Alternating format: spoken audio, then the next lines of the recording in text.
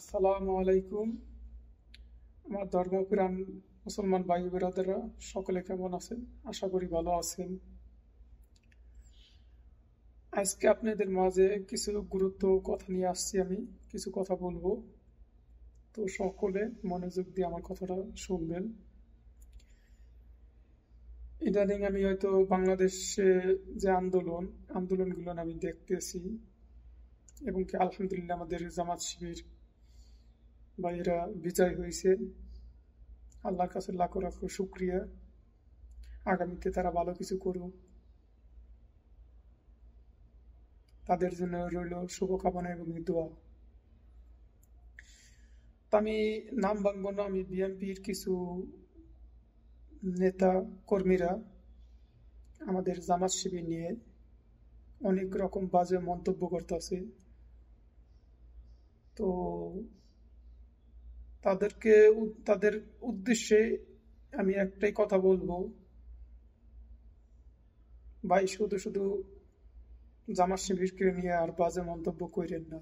আর শুধু শুধু বাজে মন্তব্য করে জামাত শিবিরের কাছে কালারিং হয়েন না। কেন করেন এগুলো ভাই? এগুলো কোনো কি লাভ আছে? বাংলাদেশের জনগণ 20 কোটি জনগণ সকলেই এখন এক হয়েছে, এবং কি কখনো বাংলাদেশের জনগণরা অত্যাচার, অন্যায়, চাঁদাবাজকে কখনো প্রশ্রয় দিবে না। সেটা বাংলাদেশের জনগণ শিখেছে। কখনো বাংলাদেশের আর অন্যায়কে, চাঁদাবাজকে প্রশ্রয় দিবে না। শুধু শুধু ভাই একটা দলকে নিয়ে বাজে মন্তব্য করেন না,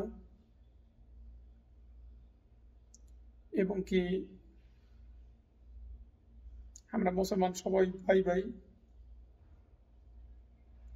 কারো চোখে কেউটি কালারিং হয়েন না।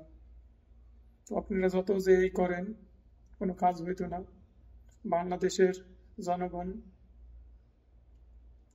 সত্যটা বুঝছে, এবং কি এখন বর্তমানে আমি মনে করি বাংলাদেশের জনগণ সব সময় সকল জনগণ সত্যের পক্ষে থাকবে, আর কখনো মিথ্যাকে এবং কি অন্যায়কে প্রশ্রয় দিবে না।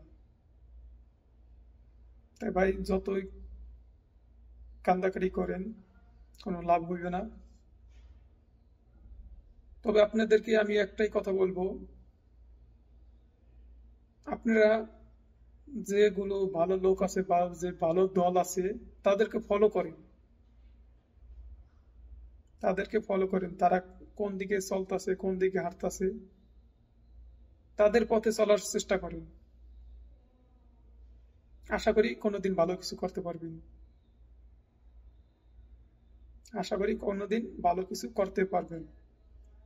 কখনো বাংলাদেশের জনগণ আর অন্যায়কে প্রশ্রয় দিবে না।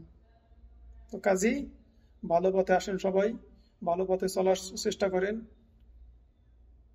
বাংলাদেশের জনগণকে সেবা করেন, এবং কি যত অন্যায় করছেন সব ছেড়ে দেন, ভালো পথে আসেন।